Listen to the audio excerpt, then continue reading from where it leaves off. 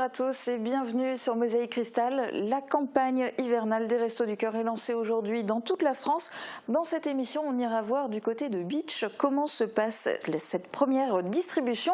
On regarde d'abord les titres à la une dans le Flash Info du jour.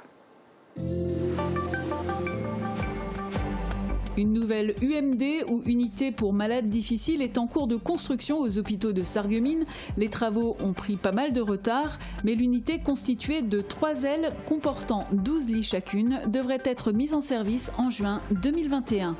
Le bâtiment sera de plein pied, 8 millions d'euros auront été nécessaires à sa construction. Les étudiants de l'INSPE suivent actuellement leurs cours à distance en visioconférence. Les enseignants ont dû trouver des solutions et repenser leurs cours en intégralité pour capter l'attention de leurs élèves. Un cours de 3 heures en visio demande une préparation d'environ 20 heures. L'association Oser le féminisme a organisé un rassemblement statique à Metz à l'occasion de la journée de lutte internationale contre les violences faites aux femmes. Les manifestants ont donné de la voix pour dénoncer ces violences. Une hausse de 15% de signalements en ligne a été dénotée pendant le confinement et plus de 44 000 appels ont été passés au 3919. La boutique Fleur à Flore, fleuriste à Beach, a été contrainte de fermer ses portes avec le reconfinement.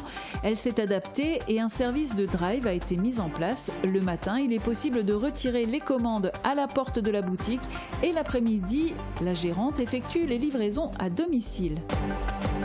L'entreprise Tricotage des Vosges, située à Vagney, fabrique et commercialise les chaussettes Bleu Forêt. Son chiffre d'affaires annuel est de l'ordre de 21 millions d'euros, mais avec la crise sanitaire cette année, elle a subi des pertes. Elle refuse de subir la situation et préfère la maîtriser en passant à l'offensive. Elle tourne actuellement à plein régime. Pendant le confinement, de nombreuses activités s'offrent à nous. Alors selon les goûts, lecture, peinture, pâtisserie ou encore bricolage et jardinage. Mais certains préfèrent jouer aux jeux vidéo et ça, le département de la Moselle l'a bien compris. On retrouve Thibaut pour nous en dire plus. Bonjour Thibaut. Thibaut, tu es en direct. Thibaut. Excuse-moi Julia, oui pardon, j'étais en pleine partie, je suis en train de faire deviner des dessins à mes amis Solonette dans un jeu qui s'appelle Scribble.io. J'étais un peu absorbé, excuse-moi. Alors je vois bien que tu es en pleine partie, mais je voudrais quand même que tu nous parles de jeux vidéo et plus particulièrement de Moselle Gaming Online qui est organisé par le département. Alors oui, ce jeu fait d'ailleurs partie de la programmation, donc c'est la 3e fois que le département se lance dans cette aventure. Elle le co-organise avec l'association Lana France. Ça a commencé hier et ça se déroule jusqu'au 5 décembre. Il s'agit en fait d'un programme hebdomadaire d'animation autour du jeu vidéo en ligne. Les Mosellan vont donc pouvoir se retrouver dans des parties et partager un moment de divertissement. Donc c'est idéal en ce moment de confinement de pouvoir se retrouver un peu ensemble en ligne. C'est une autre manière de garder le contact. Alors il y aura des ateliers, des jeux ou des tournois, ça prend pas mal d'ampleur. On avait fait une chronique web avec Marie-Morgane la dernière fois. Alors vous verrez comment ça fonctionne dans le reportage, comment c'est organisé et on fera un point global sur l'événement. Merci Thibaut, et donc on regarde ça en détail tout à l'heure. Pour le moment, premier jour de distribution, les Restos du Cœur commencent aujourd'hui leur campagne hivernale et dans le contexte actuel de crise sanitaire, c'était l'effervescence ce matin au centre de distribution de Beach. Plus de 200 personnes sont inscrites, soit 110 familles. On fait le point dans ce reportage de Catherine Henrich. Dernière mise en place des denrées de la ramasse effectuée ce matin dans les supermarchés et le centre de distribution des Restos du Cœur de Beach pourra accueillir ses bénéficiaires. Les frigos sont pleins, les étagères bien achalandées et les bénévoles sont prêts. Les bénéficiaires ont chacun un rendez-vous à une heure précise. L'objectif, c'est la fluidité de la distribution. Alors, on a tablé au départ sur 4 familles par quart d'heure. On les a données par quart d'heure justement pour éviter les attroupements. Et maintenant, vu l'affluence, on est déjà monté à 5 par quart d'heure. C'est vrai que c'est un peu dommage et on le déplore, mais ça va être un peu au détriment de la convivialité. Ça va être du genre vite, je fais mes courses. Les bénéficiaires suivent un parcours bien précis pour ne pas se croiser. On commence par le pain et les boîtes de conserve pour finir avec les produits frais. Avec 110 inscrits cette année et une prévision d'augmentation de 20 à 30% au cours de la saison, la distribution risque de se compliquer au fil du temps. Il faudra soit rallonger la journée de distribution, soit envisager un deuxième jour de distribution. Il ne faut pas oublier que le mardi, c'est une journée entière qui commence vers 8h30 le matin et qui se termine vers 18h. C'est un investissement de temps qui n'est pas du tout négligeable. Mais Dieu merci, on a quand même une petite troupe de bénévoles. Mais pour 2 jours, alors là, ça sera un tout autre problème et on entre, j'allais dire, dans une autre dimension. Heureusement, ce n'est pas encore à l'ordre du jour. Noël est bénéficiaire avec son fils, mais il est aussi bénévole. Ce matin, c'est lui, entre autres, qui a acheminé la ramasse à Bitche. Moi, c'est mon principe, j'ai le droit d'avoir, alors automatiquement j'aide. Je préfère aider que de juste prendre et jamais aider, quoi. Les étagères se vident vite et les Restos du Cœur comptent beaucoup sur les dons. Une collecte dans les supermarchés sera organisée très vite. À Bitche, le confinement n'a pas épargné les commerces du centre-ville. Pour s'en sortir, les commerçants bitchois font preuve de créativité, quitte à flirter parfois avec les limites de la loi. Chez Floraflore, fleuriste et boutique de décoration intérieure, l'activité est maintenue grâce à un système de drive et de livraison à domicile. Reportage de David Orès. Elle non plus n'a pas été épargnée par ce second confinement. Suzanne, gérante de la boutique Floraflore à Bitche, fait partie des petits commerces contraints de fermer leurs portes au public. Ça a été quand même un gros coup de massue, un deuxième, surtout avec les fêtes de fin d'année. Voilà, on ne se laisse pas abattre, mais on s'en doutait. Ici aussi, le sentiment d'injustice règne. Les fleuristes doivent fermer alors que les grandes enseignes de jardinerie restent ouvertes. C'est de la concurrence déloyale pour moi. Voilà. Si c'est pas de première nécessité, je vois pas pourquoi les grands pourraient ouvrir et pas les petits. Impossible donc d'accueillir les clients en boutique et interdiction de vendre des produits sur le trottoir. Face à ces contraintes, Suzanne s'est adaptée et a trouvé des solutions. On a mis un système de drive en place, donc le matin, du mardi au samedi. On est là de 9h à 12h30 pour que les gens puissent retirer leurs commandes devant la porte du magasin. On a mis en place un système de commandes par téléphone, par mail, les gens aussi par Messenger. Enfin voilà, on se débrouille avec les moyens qu'on a. Paiement à distance en carte bancaire, il n'y a vraiment pas de contact avec les gens, quoi. Ce que Suzanne appelle drive s'apparente à du click and collect. Elle sert également les passants qui s'arrêtent devant sa vitrine directement à travers la porte. L'après-midi, elle fait de la livraison à domicile. Elle livre ses produits mais aussi les commandes passées chez Interflora pour qui elle joue le rôle de fleuriste transmetteur au pays de Bitche. Ce qui lui manque aujourd'hui, c'est une vraie interface, une plateforme pour présenter ses produits et les vendre directement en ligne. Je pense à la ville, à l'association des commerçants qui pourrait peut-être voir pour un site internet où tous les commerçants pourraient vendre dessus. La ville de Bitche a mis en place une vitrine numérique pour les artisans et commerçants locaux, mais il s'agit surtout d'un répertoire, pas d'une boutique en ligne. Malgré ce manque de visibilité, les clients répondent présents. Ça fonctionne et les gens sont contents qu'on soit présents et nous, ça nous fait quand même une activité minimum. On pense quand même perdre entre 50 et 70% du chiffre d'affaires. Même si la saison hivernale s'avère incertaine, Suzanne reste déterminée et optimiste. On va sauver les meubles, on veut exister encore en 2021 et continuer à exercer notre passion. Voilà. Un message donné avec le sourire, même s'il est masqué. En cette période si singulière, les commerçants font preuve de beaucoup de créativité pour s'en sortir, comme ici à Bitche, chez Floraflore.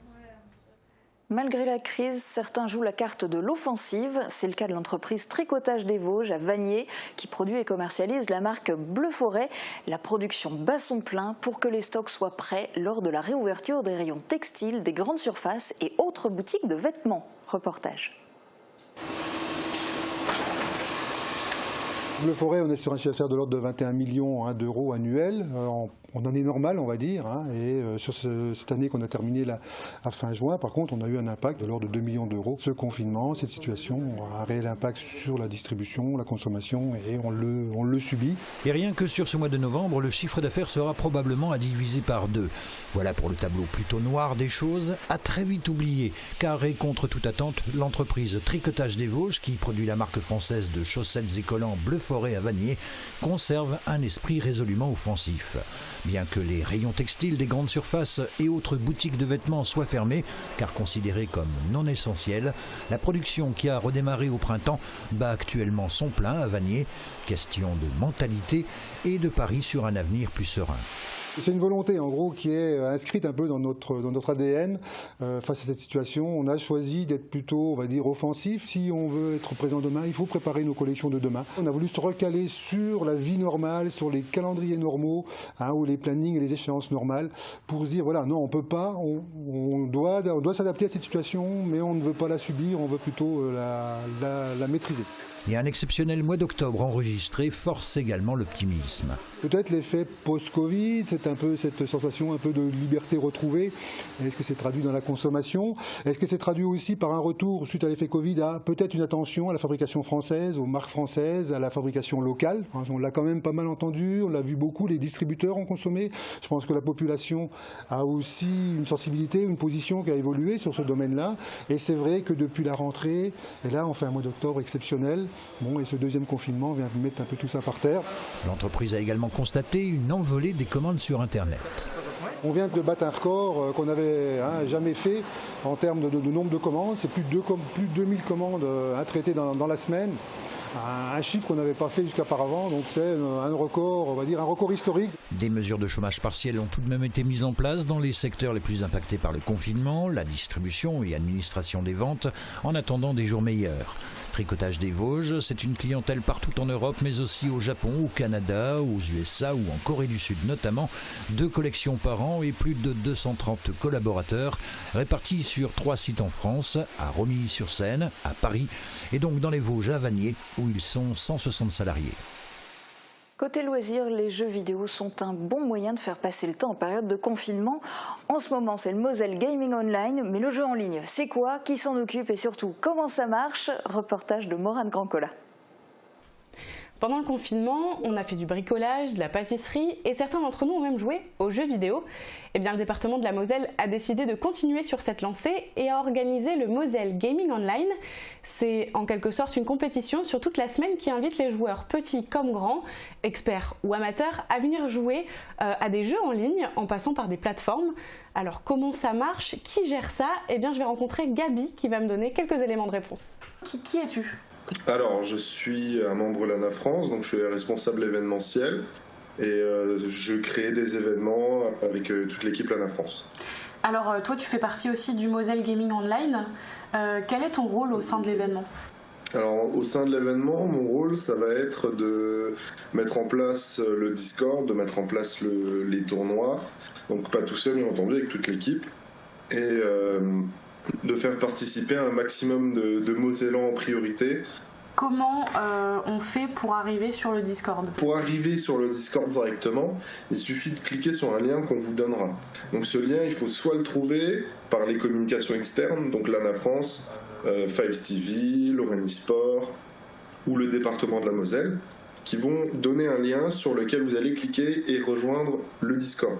Une fois que vous êtes sur le Discord, il va falloir choisir vos rôles.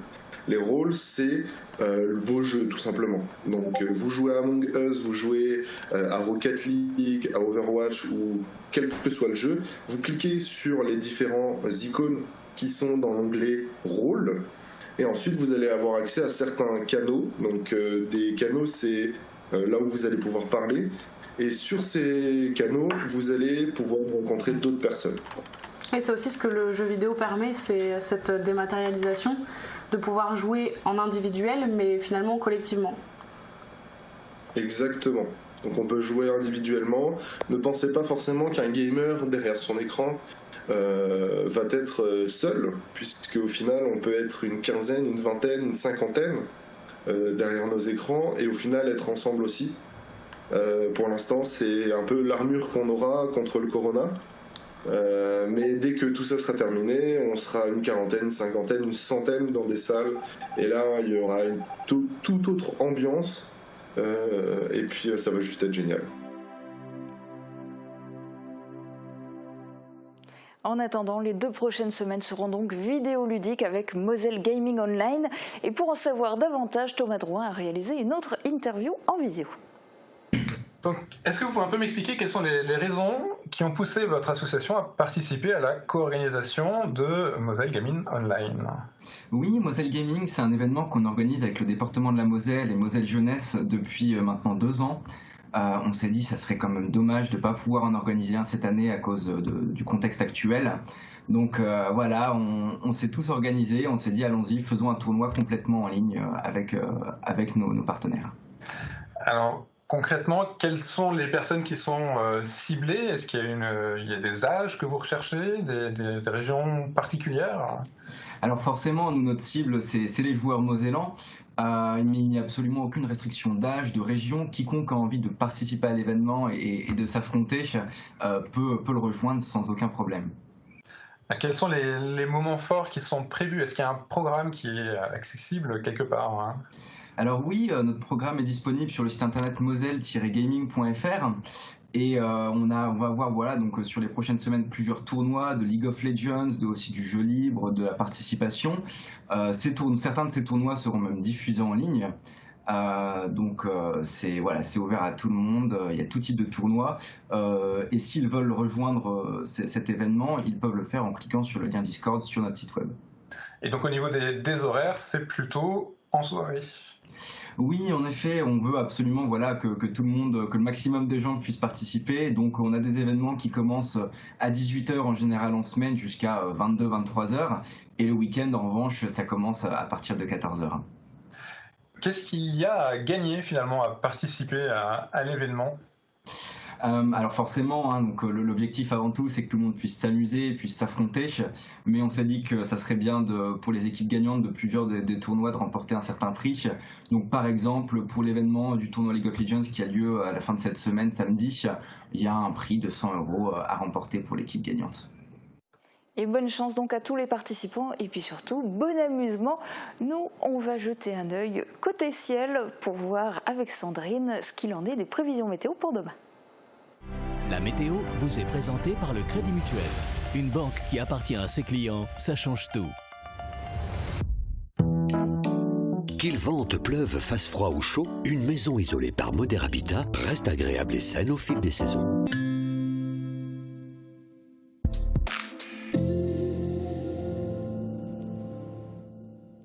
Bonjour tout le monde, vous l'avez vu dans le générique, hier j'étais à Petit-Réderchin. D'ailleurs ça vous a fait plaisir de me voir dans le Pays de Bitche et à moi aussi. Alors promis, je reviendrai, mais aujourd'hui je suis restée du côté de Sarreguemines. Je suis dans un petit village qui est traversé par une ligne de chemin de fer. Et derrière moi, malgré le brouillard aujourd'hui, vous pouvez apercevoir les bâtiments emblématiques de ce village comme l'église, l'école ou l'aire de jeu. Et enfin, un peu plus loin derrière, la mairie avec le blason du village. Alors pour les connaisseurs, il y a déjà bien assez d'indices, mais pour les autres, je vous laisse réfléchir. Et en attendant, on passe à la météo de demain qui s'annonce plus clémente. Les nuages seront encore nombreux en début de journée, mais se dissipent rapidement. À partir de la mi-journée, les éclaircies se généralisent et prennent l'avantage. Côté température, les minimales sont encore plus basses avec -1 à 0 degrés. Les maximales iront de 8 à 9 degrés. Demain, pensez à souhaiter une bonne fête aux Catherine et le soleil nous accompagnera de 7h57 à 16h40. Passez tous une très belle journée et à demain! Merci d'avoir suivi la météo avec le Crédit Mutuel. Une banque qui appartient à ses clients, ça change tout. Et si vous passiez à la téléphonie IP? IP Connexion vous accompagne pour gagner en mobilité. Et pour tous vos dépannages informatiques à domicile, pensez aussi IP Connexion. Drive, click and collect ou livraison, vos commerçants de Sarreguemines se mobilisent. Soutenus par la ville de Sarreguemines, une centaine de commerçants s'adaptent pour que tous vos achats du quotidien et vos préparatifs de Noël se fassent en ligne. Commandez vos produits chez vous, bien au chaud, et venez ensuite les retirer ou vous les faire livrer. Retrouvez tous vos commerces préférés et la liste complète des participants sur le site de la ville de Sarreguemines, www.sarreguemines.fr. Ensemble, soyons solidaires et soutenons notre commerce local. L'hiver est à notre porte. Le changement de pneu est fortement conseillé. Spécialiste du pneu depuis plus de 40 ans, Speedy vous propose toutes ses gammes hiver au meilleur prix. L'équipe reste aussi à votre service pour l'entretien courant et toutes vos réparations. Pour une bonne sérénité, Speedy à Sarreguemines vous accueille 6 jours sur 7, avec ou sans rendez-vous. SM Distribution propose une large gamme de produits anti-Covid pour particuliers et professionnels. Équipez votre enfant avec nos masques adaptés dès l'âge de 6 ans et découvrez notre Puro Biocide et Virucide biodégradables qui désinfectent et cicatrisent et tuent le virus en 30 secondes. SM Distribution répond à tous vos besoins anti-Covid-19. Un décor cosy et chaleureux, une équipe sympathique, une cuisine faite de produits frais, une vue magnifique sur le golfe de Sarreguemines. Le Green, le restaurant qui ne manquera pas de vous séduire. En cette période exceptionnelle, les professionnels d'AVS Médical se mobilisent pour vous proposer tout le matériel dont vous avez besoin. Que vous soyez particulier ou professionnel, nous mettons tout en œuvre pour garantir la disponibilité de nos produits. Masques, gants, gel hydroalcoolique, blouses, thermomètres, nous livrons et intervenons à domicile gratuitement. Nos orthopédistes, notre audioprothésiste, notre personnel d'aide à domicile et nos ambulanciers sont toujours à vos côtés. AVS Santé, notre métier, vous accompagner. Le droit de manifester subsiste pendant le confinement. À l'occasion de la journée de lutte internationale contre les violences faites aux femmes, c'était le 25 novembre, l'association Oser le féminisme a organisé samedi un rassemblement statique à Metz. Environ 200 personnes ont répondu à l'appel. Florian Tonizzo les a filmés devant le palais de justice. Comme un symbole, c'est devant le palais de justice que l'association Oser le féminisme a décidé d'organiser un rassemblement pour lutter contre les féminicides en France. C'est très symbolique parce qu'il faut que la justice nous écoute et reconnaisse notre statut de victime et reconnaisse que les femmes ont besoin d'être protégées. 100% des femmes se sont déjà senties en insécurité dans la rue ou en présence d'hommes. Donc voilà, je pense que c'est vraiment un énorme problème et énormément de femmes ont été agressées mais ne parlent pas forcément. Des slogans, des chants et des discours, les manifestants ont donné de la voix pour dénoncer les violences faites aux femmes. En 2019, les forces de l'ordre ont recensé 142 000 cas de femmes victimes de violences conjugales en France.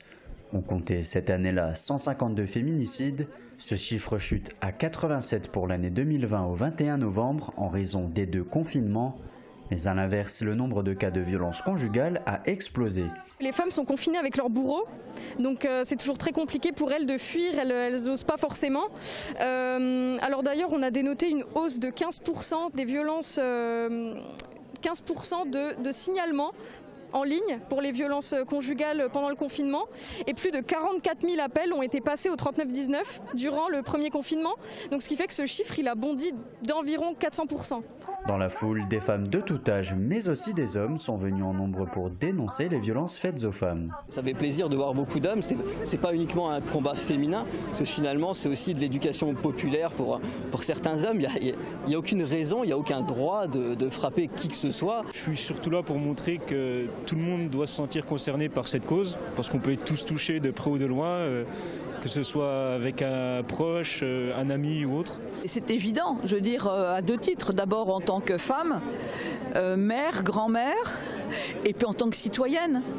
Toute violence est condamnable et quand elle s'exerce en plus sur quelqu'un qui est plus faible et qui ne peut pas se défendre, on ne peut absolument pas l'accepter dans un pays civilisé. Après les différents discours, les manifestants ont réalisé un die-in.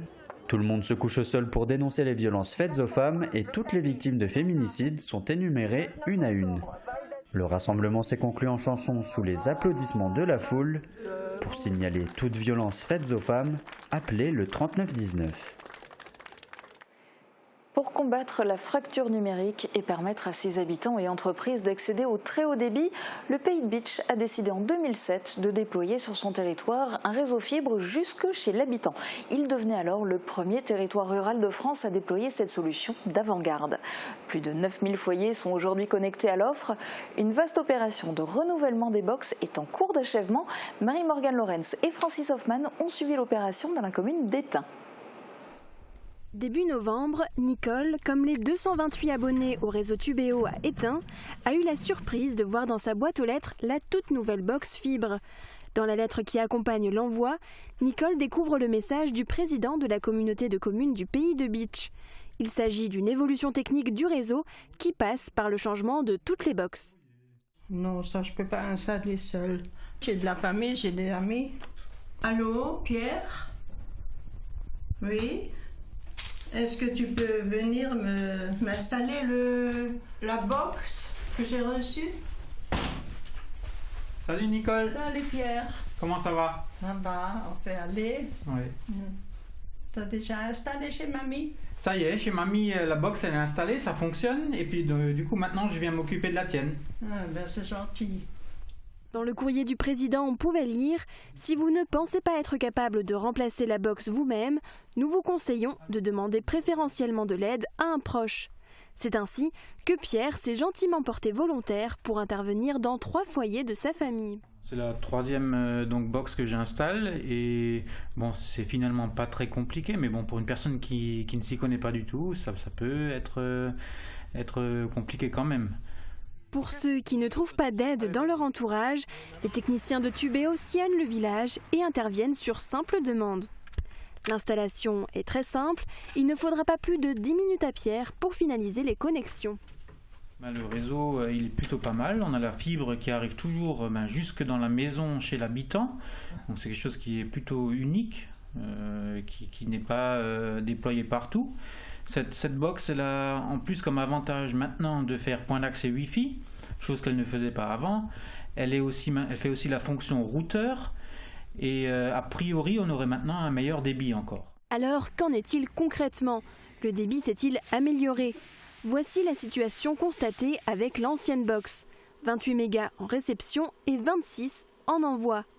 Et maintenant la bonne surprise, 94 mégas en réception, l'envoi reste inchangé. Les installations faites, il ne reste plus qu'à déposer les anciennes boxes à la mairie. Claudine, la secrétaire, tient une gestion rigoureuse des retours qui doivent être faits avant le 31 décembre pour éviter une facturation. Avec les avantages de cette nouvelle box, le service Tubéo regagne en notoriété. À Étain, 7 foyers sur 10 bénéficient de la prestation. Une belle pénétration pour ce réseau qui doit désormais faire face à la concurrence d'Orange. Et vous avez vu, on capte très bien Mosaïque Cristal sur les box Tubéo. C'est aussi le cas chez Orange, SFR et Bouygues, ainsi que sur Numéricable, challenge relevé. Et à propos de challenge, on va regarder celui de la famille tout écran. Salut mes petits loulous, on est en live avec Myriam et Erwan. Myriam, Erwan, on est déjà plus de 20 000 personnes sur le live. Alors, est-ce que vous êtes prêts à relever mon défi, le Yes Maris Challenge, pour gagner un incroyable cadeau? Yes! Myriam et Erwan, c'est un truc de dingue, on est en train d'exploser tous les records, il y a plus de 80 000 personnes qui vous regardent. Alors, pour réussir le Yes Marie Challenge, je vais vous proposer 3 gages. Le premier, faire la poule. Oh là là, ça c'est de la poule de compétition, premier gage hautement relevé. Le deuxième gage, ça va être de toucher votre nez avec la langue. Allez, c'est parti. On va dire que c'est bon. Allez, 3e gage maintenant les amis, je vais vous demander de tondre la pelouse, mais avec la bouche uniquement. C'est parti, allez go. Non, oh, vous êtes sérieux? Vous alliez vraiment le faire là? C'est fou, non? Je vous avais dit ou pas? Les gens, dès que tu leur parles de challenge, ils font n'importe quoi. Genre, moi, ça me rend dingue. Quand vous participez à un challenge sur Internet, réfléchissez aux conséquences avant de passer à l'acte. Vous pouvez vous mettre dans des situations ridicules, voire dangereuses. Faites le tri, les amis.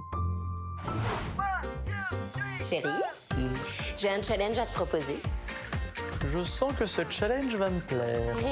Tiens, alors c'est l'heure du vaisselle challenge, ensuite il y aura le sortir les poubelles challenge et pour finir, le massage de ta femme challenge. Ah, celui-là, je peux le relever sans crainte.